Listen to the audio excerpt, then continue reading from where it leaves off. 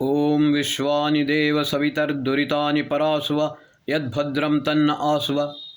मेरे समस्त बहन भाइयों को डॉक्टर सुकुमार शास्त्री का प्यार भरा नमस्कार। बंधुओं, मैं आप लोगों को एक अत्यंत गहन विषय बताने जा रहा हूँ। वर्तमान काल में शस्त्रास्त्र की बहुत होड़ लगी हुई है। वैसे तो शस्त्र और शास्त्र दोनों एक सिक्के के पहलू हैं। शस्त्र भी शासन करता है और शास्त्र भी शासन करता है, लेकिन अगर शास्त्र शस्त्र के अधीन हो जाए तो वहाँ पर विनाश होता है, जैसा कि महाभारत से लेकर के आज तक होता आया है। बंधु, हम परमात्मा से प्रार्थना करते हैं सभी लोगों को परमात्मा सद्बुद्धि प्रदान करे। बंधु, परमात्मा ने 4 वेद हमको दिए हैं: ऋग्वेद, यजुर्वेद, सामवेद और अथर्ववेद। ऋग्वेद ज्ञान प्रधान है, यजुर्वेद कर्म प्रधान है, सामवेद उपासना प्रधान है और अथर्ववेद विज्ञान प्रधान है। यद्यपि सामवेद उपासना प्रधान है, फिर भी कुछ अन्य बातें भी बताई हैं। अधिकांश विद्वानों ने सामवेद को ठीक तरह से नहीं समझा। उनका मैंने अपने पीएचडी के थीसिस में आधार सहित आलोचना की है, क्रिटिसाइज भी किया है। बंधु, सामवेद में आत्मनिरीक्षण के साथ साथ आत्मा का ज्ञान प्राप्त करके परमात्मा को प्राप्त करने का विधान एक तरफ बताया है, दूसरी तरफ आत्मरक्षण भी किस प्रकार करना चाहिए ये भी बताया है। विद्वान लोग इस बात को नहीं समझ सके। इसका परिणाम यही हुआ कि 1000 बार भगवत गीता को पढ़ने पर भी गीता के प्रवचन करता ये नहीं समझ पाए श्री कृष्ण ने वेदानाम सामवेदोस्मि क्यों कहा।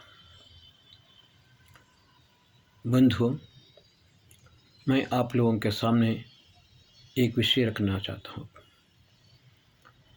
देखिए, सृष्टिकर्ता परमात्मा ने हमको ज्ञान दिया। यद्यपि ब्रह्मा सर्व काम करने में समर्थ है, सक्षम है, फिर भी उसने एक बात कही, स्त्री ब्रह्मा बभूविथा। बंधु, स्त्री को भी उसने ब्रह्मा कहा। इस बात को हमें अच्छी तरह से समझ लेनी चाहिए। आधुनिक विज्ञान और सृष्टि विज्ञान दोनों विभिन्न हैं। आधुनिक विज्ञान में solid, liquid, plasma and energy बताया है। उसी को हम इस प्रकार कहते हैं: भू भुवः स्वः ओम। बंधुओं, एनर्जी के जाने के बाद वो आगे का विषय विज्ञान नहीं जान पाता है। इसका परिणाम यही हुआ कि उन्होंने इलेक्ट्रॉन और न्यूट्रॉन को टक्कर मार करके ये समझ लिया कि हमने सृष्टि विज्ञान को जान लिया है। बंधु, ऐसी बात नहीं है। ऊर्ध्वमूल अधः शाखा, मूल से स्थूल की तरफ, स्थूल से सूक्ष्म की तरफ ये जानना अवश्य चाहिए। बंधु, हम ओम के पास जाने के बाद वहीं पर हम रुकते नहीं हैं, फिर से उसको नीचे की तरफ आते हैं। ओम भू, ओम भुव, ओम स्वः, ओम मह, ओम जन, ओम तप, ओम सत्यम। वेद कहता है सत्येन उत्तबिता भूमि। ये भूमि को सत्य ने उठा के रखा है, यानी भूमि का आधार सत्य है। हमारे ज्ञान वृद्ध वयोवृद्ध लोग ये बोलते हैं, अभी भी इस दुनिया में कुछ लोगों में सत्यता और प्रामाणिकता बचा हुआ है, इसलिए ये धरती बची हुई है। बंधुओं, हम संध्योपासना करते हैं। भू पुनातु शिरसि बोलते हैं। भूरिति अयम लोका, भुव इति अंतरिक्ष लोका, स्व इति द्युलोका, ओम इति प्रणवः। हमारे कटी तक भूलोक होता है, कटी से भुजा तक अंतरिक्ष लोक होता है, और भुजा से लेकर ऊपर द्युलोक होता है, और द्युलोक के बीच में सहस्रार चक्र में आत्मा और परमात्मा दोनों का निवास होता है। परमात्मा सर्वव्यापी है, शयाना याति सर्वतः। वो एक जगह पर स्थित नहीं है। देखने को हमें लगता है कि वो मंदिर में है, लेकिन वस्तुतः वह बाह्य मंदिर में भी नहीं, हमारे अंदर भी विद्यमान है। और हमारे अंदर विद्यमान होते हुए भी अनुरेण तृणकाष्ठा ब्रह्मांड के कण कण में व्यापक है। परमात्मा ने स्त्री ब्रह्मा बभूविता कहा है। बंधु, हर मनुष्य अपने साथ जन्म जन्मांतरों के कर्म का बंधन लेके चलता है। बंधु, कर्म सिद्धांत इस प्रकार चलता है, एक अतीत, एक अनागत और एक वर्तमान। अतीत का मतलब वो है जो कर्म हम पहले कर चुके हैं और उसका फल भी हम भोग चुके हैं, लेकिन उसका संस्कार हमारे चित्त में समाहित रहता है। अनागत का मतलब वो है जो कर्म हम कर चुके हैं, लेकिन उसका फल हम आगे भोगेंगे, वो अनागत होता है। और तीसरा होता है वर्तमान। वर्तमान का मतलब जो कर्म हम कर चुके हैं और वर्तमान में उसका फल भोग रहे हैं। ये सभी का संस्कार हमारे चित्त में समाहित होता है। दूसरी तरफ हम हमारे माँ बाप से, उनके संस्कारों से भी प्रभावित होते हैं। जेनेटिक साइंस ये कहता है कि पिता के 7 पीढ़ी लेकर तक और माता के 7 पीढ़ी तक हमारा शरीर, हमारा मन, हमारा बुद्धि प्रभावित होता है। ये हमारे षोडश संस्कार, ये जीन्स, ये जेनेटिक साइंस पर ही आधारित होता है। बंधु, जैसा कि मैंने कहा, ब्रह्मा ने ही वेद में, अथर्ववेद में और ऋग्वेद में स्पष्ट रूप से कहा, स्त्री ब्रह्मा बभूविता। प्रथम संस्कार होता है गर्भाधान संस्कार।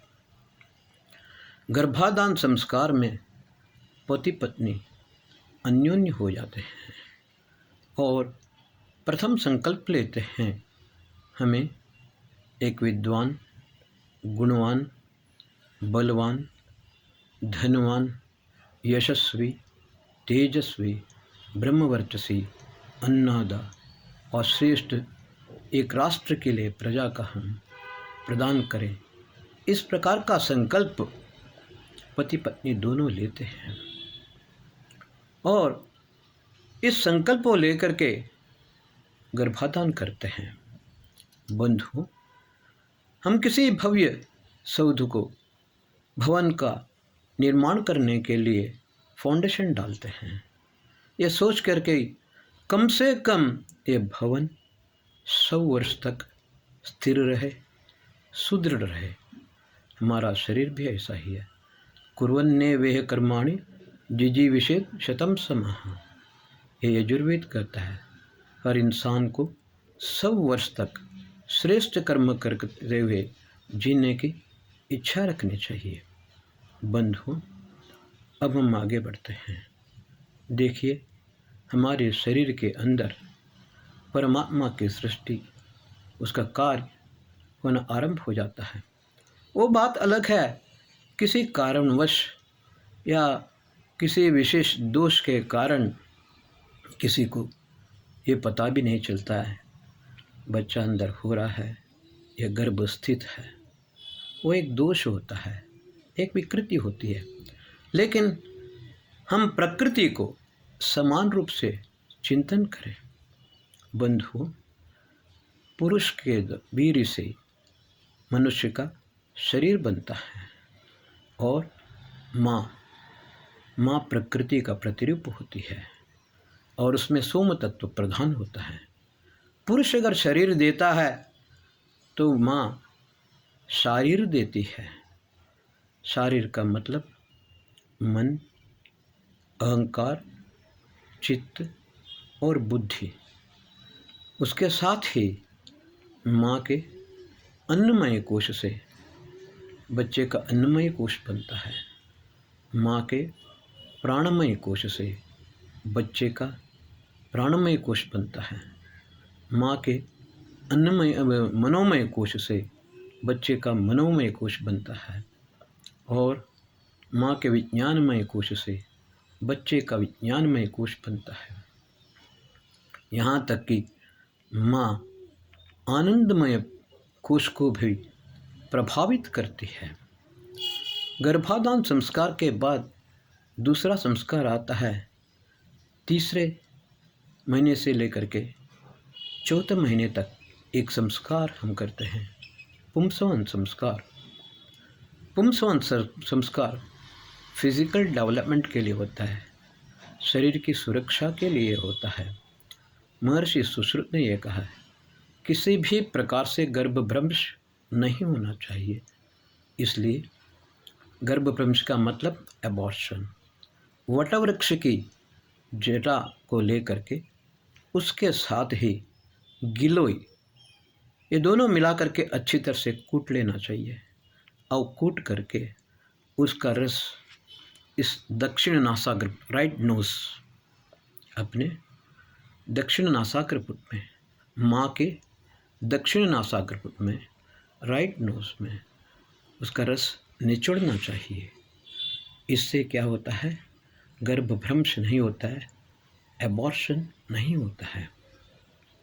बंधुओं, आगे ये सृष्टि क्रम चलता ही रहता है, लेकिन इसके अंदर माँ कैसे बच्चे को प्रभावित कर सकती है, संस्कार के द्वारा कैसे बच्चे को एक अच्छा बच्चा बना सकती है। बंधुओं, संस्कार का मतलब होता है संस्कारो ही गुणांतराधानम उच्यते। मैं एक सरल ढंग से आपको समझाता हूँ। घर पर हमारी माँ बहनें बाज़ार से चाल, दावल, वेजिटेबल वगैरह लाते हैं, अच्छी तरह से धो करके कंकड़ी मिट्टी सब निकाल लेते हैं और जो नहीं होना चाहिए उसे भी हटा करके उसके बाद भोजन बनाते हैं और भोजन में उसमें मसाला भी मिलाते हैं और भोजन स्वादिष्ट हो जाए तो उनका उसमें प्यार भी हो जाता है। बहुत प्यार से ये भोजन बनाती हैं, साथ ही उनकी भावनाएं भी जुड़ जाती हैं। मेरे हाथ का बनाया हुआ खाना खा करके मेरा पति और मेरे बच्चे स्वस्थ रहें, आनंदित रहें। बंधु, यही प्रक्रिया हमारे गर्भ के अंदर, माँ के गर्भ के अंदर होता है। मैं ये बात आपको इस प्रकार से समझाता हूँ। बंधु, राम के माता पिता कौन है ये सबको मालूम है। राम का पिता दशरथ और माता कौशल्या। लेकिन रावण की माँ कौन है और रावण का पिता कौन है, ये बहुत कम लोग जानते हैं। महर्षि पुलस्त्य का पुत्र महर्षि विश्रवस। विश्रवस का प्रथम पुत्र होता है कुबेर। कुबेर की माँ एकश्चंद्रत मोहंती, और इसी में खुश है कि एक सुसंस्कृत, एक बलवान, एक गुणवान, एक धनवान, पराक्रमी, एक श्रेष्ठ देवता तुल्य पुत्र मुझे प्राप्त हुआ है। तो उस बच्चे को लेकर के एक अलग कुटिया में रहती है, साधना करती है। वो बहुत बड़ी विदुषी थी। वो याग आदि करती है, तपश्चर्या भी करती है और दूसरे लोगों को वेद शास्त्र भी सिखाती है। ऐसे समय में क्या होता है, कुटिया में विश्रवस अकेले होते हैं। तभी क्या होता है, विरोचन राक्षस अपने बेटी केकसी को विश्रवस के पास भेजता है। विरोचन ये कहता है, बेटी केकसी, हमें किसी प्रकार लंका को हड़प लेना है, और लंका को हड़पने के लिए तुम्हें विश्रवस को मोहित करके उससे ही एक पुत्र प्राप्त करना है। बंधु, केकसी बहुत सुंदर थे। विश्रवस के पास जाती है और किसी समय पर उसको मोहित करने में समर्थ हो जाती है। उसका परिणाम ये होता है, रावण का जन्म होता है। बाद में कुंभकर्ण का भी जन्म होता है, फिर शूर्पणखा भी जन्म लेती है। वैसे तो रावण अपने पिता के तुल्य विद्वान भी था, लेकिन कुंभकर्ण और शूर्पणखा ये 100% राक्षस ही थे। इनके अंदर कोई भी अच्छाइयाँ नहीं थी। उस समय जब केकसी देखती है, मेरे गर्भ में तीनों के तीनों राक्षस पैदा हो गए हैं, उसके अंदर मातृत्व जागृत होता है। वो विश्रवस से कहती है, स्वामी, मैंने देखा था कुबेर को, और कुबेर के जैसे पुत्र पाना चाहती थी मैं, लेकिन मेरे गर्भ में 3 बच्चे, राक्षस बच्चे पैदा हो गए। तब विश्रवस कहता है, अगर कुबेर जैसा माँ पाना चाहती हो, कुबेर जैसा बेटा तुम पाना चाहती हो, तो तुम्हें कुबेर के माँ के पास जाना पड़ेगा। केकसी कुबेर के माँ के पास जाती है।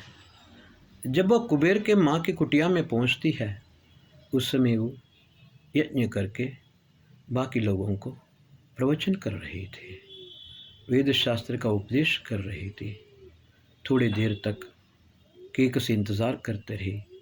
जब सब लोग चले जाते हैं, वो कुबेर के माँ के चरणों पर गिरती है और कहती है, दीदी मुझे क्षमा करो, मैंने पिता के स्वार्थ लोभ से और मेरे ऊपर जो दबाव डाला पिता ने, विरोचन ने, इसके कारण वशीभूत होकर मैं आई और मुझे 3 राक्षस मेरे गर्भ में पैदा हुए। दीदी, मैं कुबेर जैसा बेटा पाना चाहती हूँ, मैं वास्तव में माँ बनना चाहती हूँ। तब कुबेर की माँ केकसी को समझाती है और उसको अपने पास 3 वर्ष तक रखती है। पहले से ही केकसी में मातृत्व जाग गया था, तो बहुत जल्दी वो केकसी के साथ रह करके पहले योग साधना करती है, तपस्या करती है, यज्ञ याग आदि करती है, साथ साथ ही वेद ज्ञान को प्राप्त करती है और पूर्ण रूप से अपने आसुरी प्रवृत्ति को नष्ट करके फिर कुबेर की माँ का आशीर्वाद लेकर के विश्रवस के पास आती है। विश्रवस एक ऋषि थे, वो भवितव्य को अच्छी तरह से जानते थे, तो वो केकसी को दोबारा स्वागत करते हैं और उसका नतीजा होता है एक विभीषण। कितना अंतर है रावण, कुंभकर्ण और शूर्पणखा और विभीषण में। एक ही माँ, एक ही पिता, लेकिन बच्चों में कितना अंतर हो जाता है। विभीषण विद्वान भी था, देवभक्त था, तो विभीषण उसका पैदा हो जाता है। तो ये हमको ये बताता है कि किस प्रकार से माँ अपने गोद में राम को भी खिला सकती है, रावण को भी खिला सकती है। संस्कार के द्वारा रावण को राम भी बना सकती है और राम को रावण भी बना सकती है। बंधु, एक उदाहरण आपके सामने और मैं प्रस्तुत करता हूँ। हमारे षोडश संस्कार की जो वैज्ञानिकता है, उसको अडॉल्फ हिटलर अच्छी तरह से समझ गया था। उसने उसका दुरुपयोग किया। उसने हजारों गर्भवती नारियों को एकत्रित किया, उनके सामने बहुत ही अत्याचार, अनाचार, दुराचार, नीच, राक्षसी प्रवृत्ति के जितने भी कर्म हैं, वो सब कुछ निरंतर उनको दिखाता रहा। उनके मन पर हमेशा इसी का प्रभाव पड़े, यही कोशिश करता रहा। उसका नतीजा यही हुआ, एक नाजी जनांग सृष्टि हुई। अडॉल्फ हिटलर ने एक नाजी जनांग बनाया, उसका नतीजा ये हुआ, कई साल तक इस विश्व का बहुत हानि होती रही। बंधु, ये षोडश संस्कार हमारे जीन्स पर किस प्रकार प्रभावित करते हैं। ये शक्ति सिर्फ परमात्मा ने स्त्री को दी है, इसलिए कहा है स्त्री ब्रह्मा बहुविता।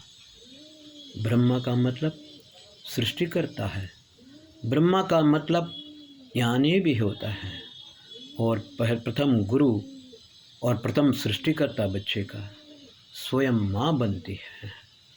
इसलिए हम सभी माँ बहनों से यही प्रार्थना करते हैं, हम राष्ट्र को अच्छा बच्चा दें, राष्ट्र की रक्षा के लिए अच्छी प्रजा दें। हमारे बच्चे विद्वान, गुणवान, धनवान, बलवान, यशस्वी, तेजस्वी, ब्रह्मवर्चसी और राष्ट्र के अभिवृद्धि के लिए हर प्रकार से योगदान करें, ऐसे बच्चों को प्राप्त करें। ओम शम। मेरे इस एपिसोड को आप लोग सब्सक्राइब कीजिए, शेयर कीजिए, लाइक कीजिए। जय भारत, वंदे मातरम।